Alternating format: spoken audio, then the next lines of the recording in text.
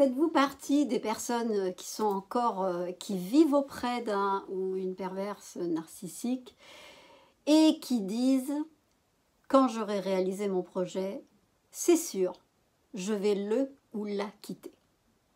Alors, dans cette vidéo, justement, j'avais envie de vous raconter ou de vous raconter une petite histoire, hein, celle d'une amie, et aussi de vous poser cette question. Est-ce que vous pensez que tant que vous resterez auprès d'un ou d'une pervers narcissique, vous allez réussir?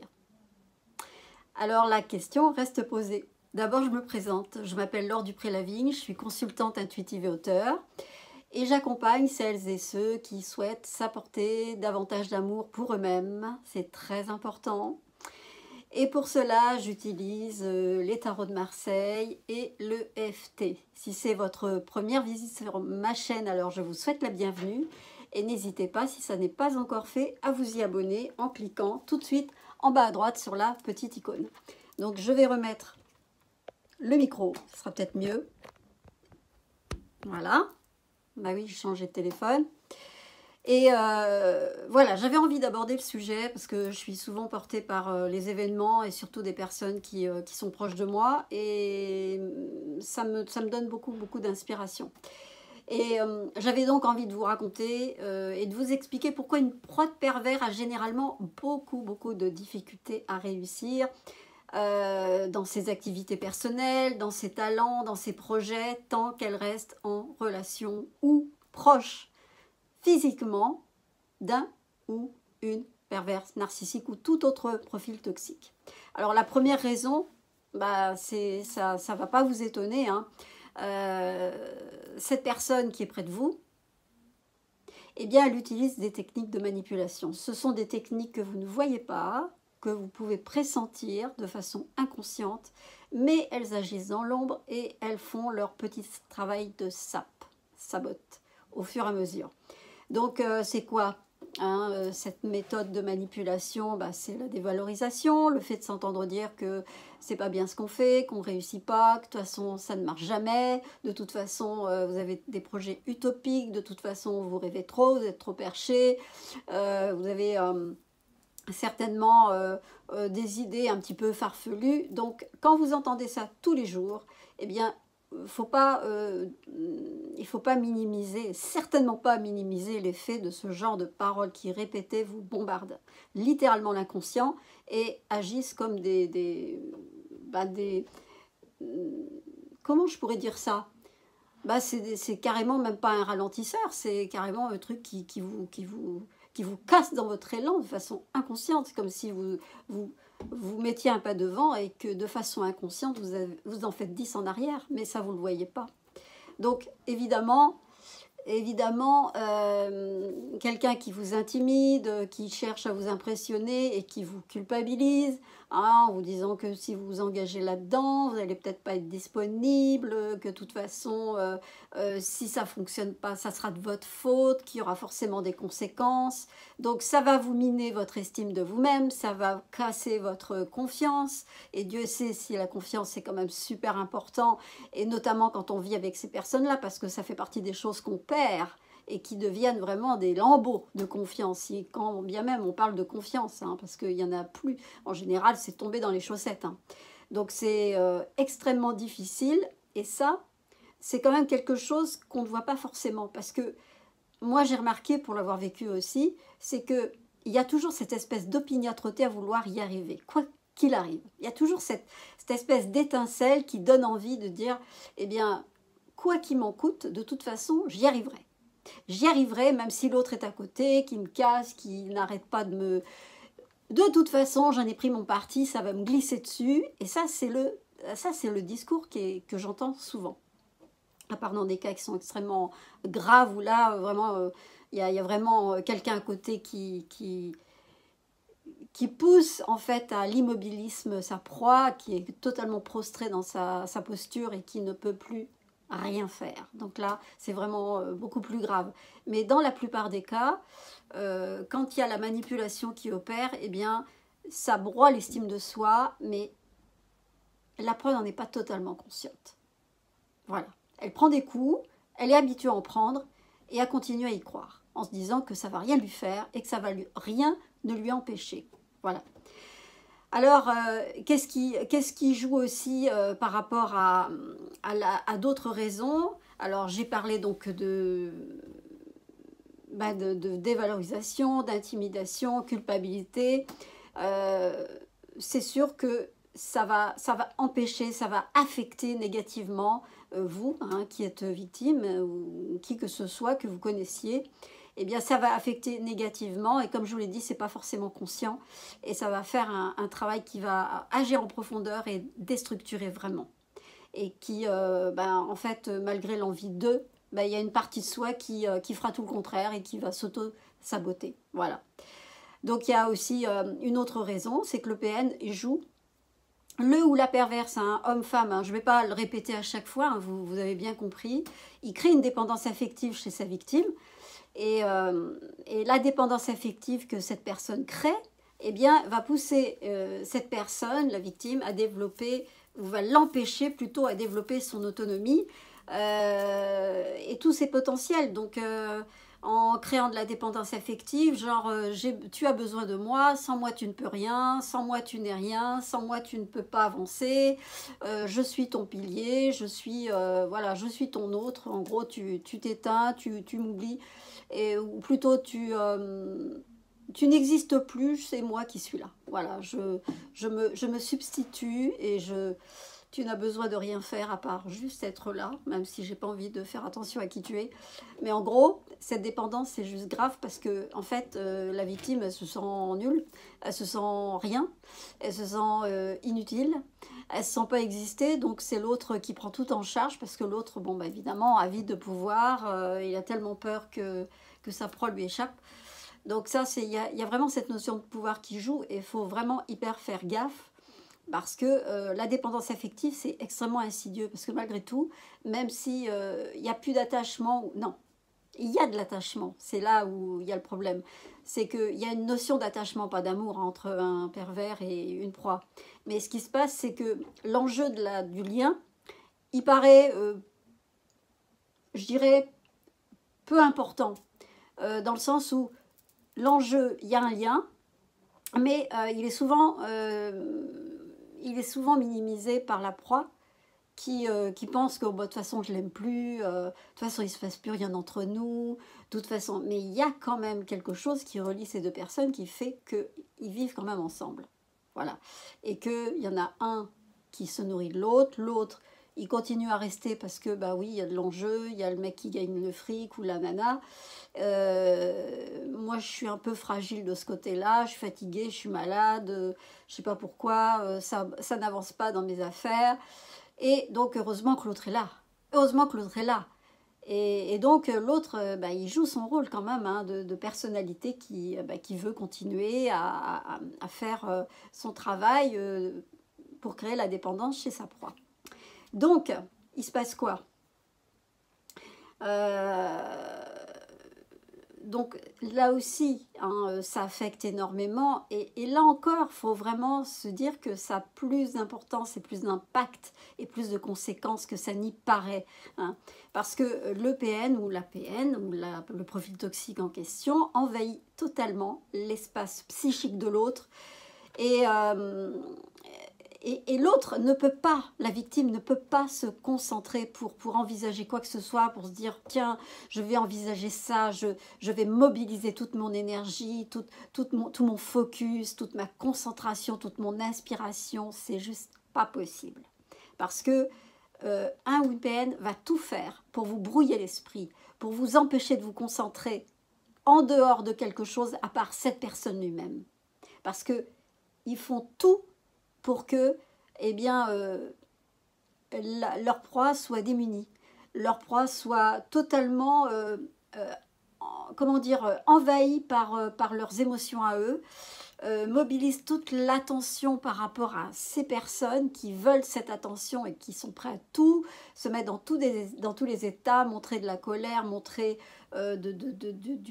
du rejet, montrer de l'attention qui est manifestée, cette attention qu'ils veulent qu'on porte sur eux ou sur elles, Donc, quand vous êtes face à ces personnes-là, vous ne pouvez pas vous concentrer sur quelque chose.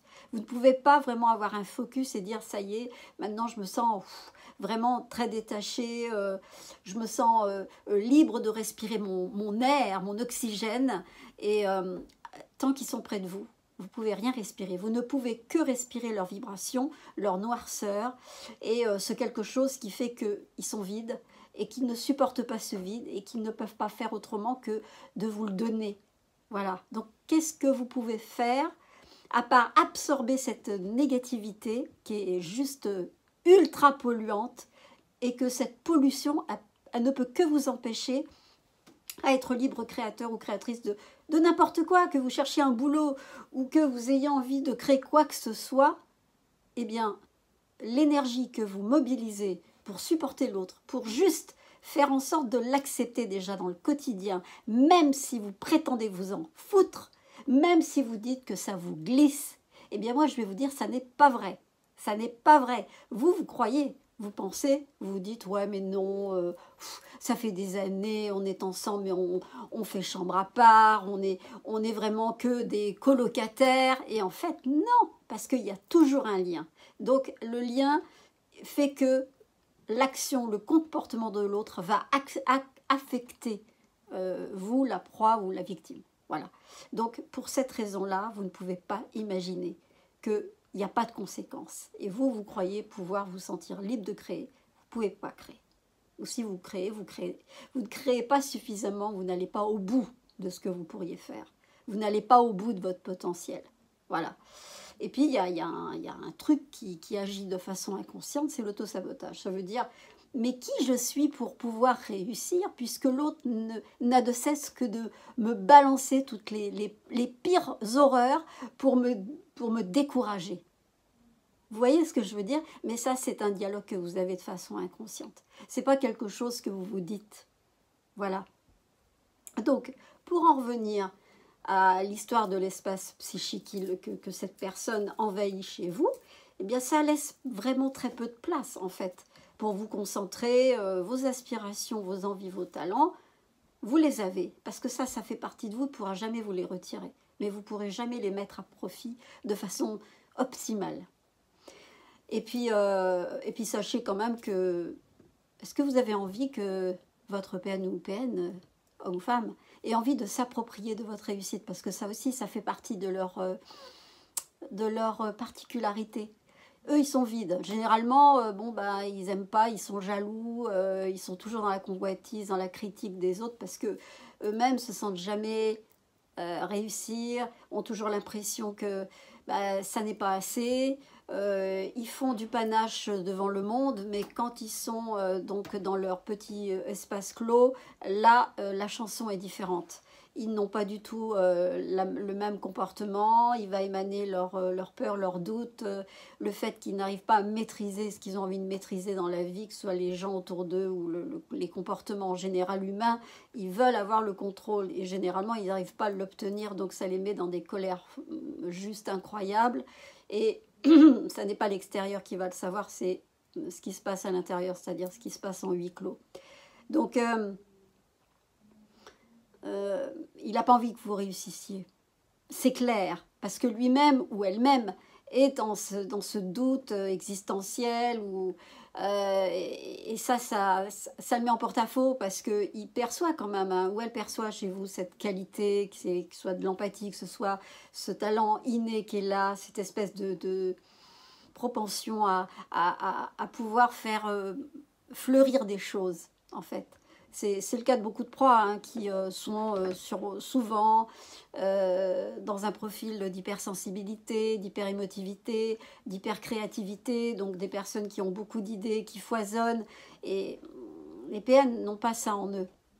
Ils peuvent être très brillants, donc avoir un intellect vraiment brillant, ils peuvent connaître beaucoup de choses en théorie, peuvent vous faire des belles phrases, ils sont très doués là-dedans parce que c'est un de leurs talents, la communication, la manière de s'exprimer, ça fait partie de leurs talents et ils séduisent d'ailleurs beaucoup à travers ça, ils impressionnent beaucoup, mais pour autant, il n'en demeure pas moins qu'ils sont extrêmement peu confiants.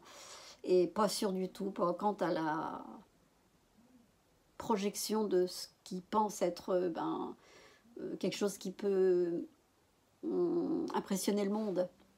Ils impressionnent sur l'instant, mais ça n'a pas beaucoup d'aboutissement, tout ça. Ça n'a pas beaucoup de résonance. Voilà.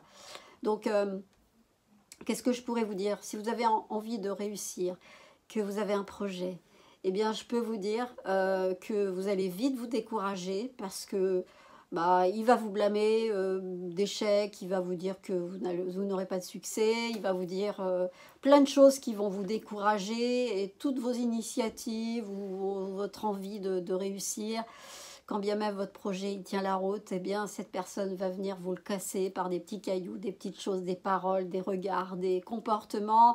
Ça fait un travail parce que c'est l'accumulation. C'est la répétition et l'accumulation qui, au bout d'un certain temps, au bout d'années, finit par vous ruiner votre élan, en fait. Hein.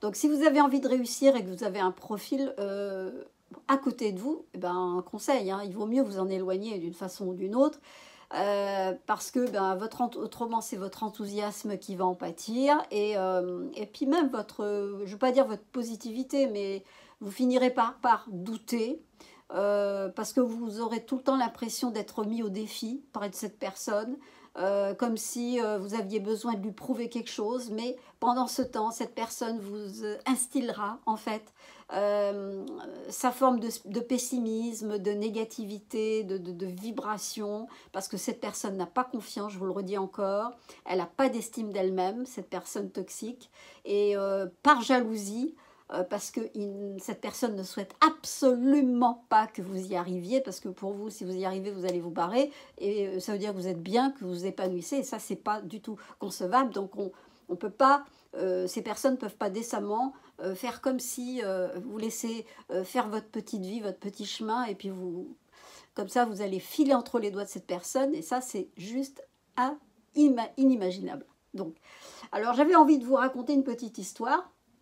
C'est l'histoire d'une amie qui est dans un projet, ça fait quand même un certain temps, un projet qui lui tient immensément à cœur, et elle vit auprès d'un pervers narcissique. Donc ça, c'est pas nouveau. Dès que je l'ai rencontré, moi-même, j'étais dans cette situation-là, donc moi, je m'en suis libérée. J'ai connu aussi d'autres trucs derrière, hein, mais cette personne-là, à l'époque, je lui avais fait la remarque et on avait beaucoup échangé. Et puis avec le temps, on a beaucoup suivi nos parcours personnels, sauf elle a tout le temps eu cette place auprès de cette personne qui a quand même été extrêmement maltraitant, un homme extrêmement violent, etc. Et aujourd'hui, elle ne comprend pas parce qu'elle a mis un projet en marche, un super projet, et ce projet, elle prend un mur, un grand mur. Alors, moi j'aimerais bien qu'elle voie cette vidéo, je vais lui envoyer d'ailleurs, parce que franchement, c'est pour elle que je le fais, c'est à travers elle que je le fais, ce partage avec vous. C'est que, en fait, elle a réussi à croire que vivre auprès de cette personne, eh bien, ça ne l'affectait pas tant que ça, qu'elle était habituée, qu'elle avait passé au-dessus, qu'elle avait fait beaucoup de travail sur elle, n'est-ce pas? Et que de toute façon, dès que son projet allait prendre forme et que de toute façon, il était prévu que son projet vraiment cartonne, eh bien, elle prendrait ses clics et ses claques, elle se barrerait. Sauf que le projet ne donne pas du tout ce qu'elle attend. C'est pour l'instant, retentissant, non pas un échec, parce que pour moi, l'échec, ça n'existe pas. Le projet en tant que tel, il est bien. Il est même génial, parce qu'il est vraiment à sa hauteur, à la hauteur de qui elle est. Et il y a beaucoup d'originalité dans ce qu'elle prévoit, mais ce qu'elle a oublié, c'est que, outre le fait qu'il y a peut-être des stratégies qu'elle ne met pas en place correctement, mais elle a oublié que, en fait, vivre auprès de la personne qui fait partie de sa vie depuis peut-être pas loin de 20 ans, ça crée en elle une vibration dont elle n'est pas consciente, et elle pense pouvoir s'en dégager pour pouvoir aller de l'avant et mettre à jour ses projets. Or, ça n'arrive pas. Et elle est prête évidemment à renoncer à son projet et de se dire je vais redémarrer à zéro parce que finalement je me sens emprisonnée. Et moi je lui ai dit mais tu crois pas que ta prison elle est ailleurs? que tu t'accroches à des choses et elle me répond, mais je ne vois pas pourquoi je devrais tout lâcher, c'est-à-dire une maison, donc un achat commun, une maison, un certain style de vie, pour me retrouver dans une situation difficile, peut-être où il y aura plus d'étroitesse, où il n'y aura pas d'aisance, où il faudra peut-être compter au début. Elle pense qu'il y a une forme d'injustice au fait que, mais pourquoi je devrais rester, ou je devrais partir et quitter tout ça? Pourquoi je devrais souffrir de ça? Parce que je quitte cette personne. Et pourquoi je ne vivrai pas ce confort tout en m'octroyant le droit de pouvoir réussir? Et là, elle se rend compte, et je pense qu'il est là le frein, c'est que elle peut pas, comment dire, elle peut pas combiner deux faits. Je reste à côté de quelqu'un qui m'apporte un confort, une jolie maison, une jolie voiture, et un peu de voyage de temps en temps, enfin un confort de vie. Et je peux pas me dire, je ne peux pas envisager l'idée de dire je crée ma propre structure, mais je la mets en place avec ma propre force. Parce qu'en fait, elle a oublié que c'était son potentiel qui était en jeu, sa force, sa vibration. Et que c'était ça le plus important. Parce que moi, je lui ai dit, tu dois partir. Tant que tu resteras avec la personne en question, tu ne feras rien. Parce que quand bien même tu penses pouvoir réaliser tes projets, il y a une partie de toi, parce que tu vis à côté de cette personne, qui parle à l'intérieur en te disant « Mais es-tu digne de pouvoir réussir ?» À t'entendre tous les jours que tu es comme ci, que tu es comme ça, les regards méprisants, les attitudes horribles, les comportements destructeurs, les paroles assassines.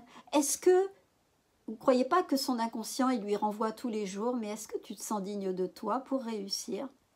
Parce qu'en continuant à vivre auprès de cet être-là, eh bien, tu continues peut-être à te maltraiter. Et l'estime de soi, malheureusement, eh bien, quand on la perd, on pense l'avoir parce qu'on a des projets, on pense l'avoir parce qu'on fait des choses, mais on la perd à travers le fait que tous les jours, c'est cette violence qu'on s'inflige en restant près de l'autre. Après, c'est une vision. Et je ne suis pas dans la peau de la personne, c'est pour ça que chacun est unique et qu'on ne peut pas, non pas juger, mais c'est juste une posture que j'ai prise en lui disant, parce que je suis passée par ça, en me disant, bah oui, il y a toujours un choix à faire et ce n'est pas un choix confortable. Parce qu'on n'est jamais dans une bonne posture quand on quitte ce genre de personne, puisque généralement on est dépouillé de tout. Et en particulier, pas que d'argent, on est dépouillé de notre estime de soi, on est dépouillé pas de notre ego, oui, quelque part, c'est comme si on n'avait plus d'ego, on est dépouillé de notre confiance. Et la confiance, c'est ce qui nous permet de tenir debout, c'est ce qui nous permet d'être capable d'ouvrir les portes, de toquer, de dire voilà, je suis dans cette position, je cherche du travail ou je me sens capable de... Mais tant que vous vivez auprès d'un personnage ou d'un personnage masculin ou féminin qui ruine en fait votre confiance, qui la ruine tous les jours à travers des mots assassins, je vous le redis encore, vous ne pouvez pas décemment vous dire que vous allez réaliser quelque chose, puisque quand on se réalise, il y a quand même cette foi, cette croyance en soi et surtout l'estime qui fait que l'abondance, elle vient aussi quand on s'apporte du bien-être, quand on s'apporte quelque chose d'agréable et non pas cette violence qu'on s'inflige à ne pas pouvoir ou ne pas vouloir recevoir des coups ou éviter que ces coups nous fassent mal. Mais à vouloir éviter que les coups vous fassent mal, mais c'est une violence que vous vous faites. Donc voilà la petite histoire de cette personne que j'aime beaucoup. Et j'aimerais bien qu'elle l'entende parce que voilà, parce que j'ai toujours à cœur les personnes qui autour de moi, et j'en ai beaucoup, qui veulent faire des choses et réaliser des choses, et qui se confrontent à ce mur de dire eh ben, l'attachement est tellement fort que j'arrive pas à le quitter parce qu'il y a des enjeux financiers, il y a des histoires de bagnoles, de baraques et tout ça. Et en fait, eh bien, cette estime, vous pouvez juste la retrouver en lâchant tout ça. Ça, c'est encore peut-être un autre travail. Savoir lâcher ce que vous pensez être du confort. Je vous laisse méditer là-dessus, en tout cas. Et si cette vidéo vous a plu, eh bien, n'hésitez pas à liker, la partager à des personnes que vous connaissez qui, certainement, eh bien, sont en lien avec un ou une personnage très, très manipulateur et pervers qui pense que ben, le confort, ça remplace tout. Eh ben non. C'est voilà, c'est une hérésie, c'est une illusion de croire tout ça. Voilà. Eh bien, je vous aime très très fort. Je vous remercie de m'écouter à nouveau. N'hésitez pas à laisser des commentaires, de me joindre si vous avez besoin d'une consultation, parce que je consulte toujours. Vous aurez le lien sous la vidéo. Et puis, je vous dis à bientôt. Je vous dis à bientôt. Je vous embrasse très très fort. Bye bye.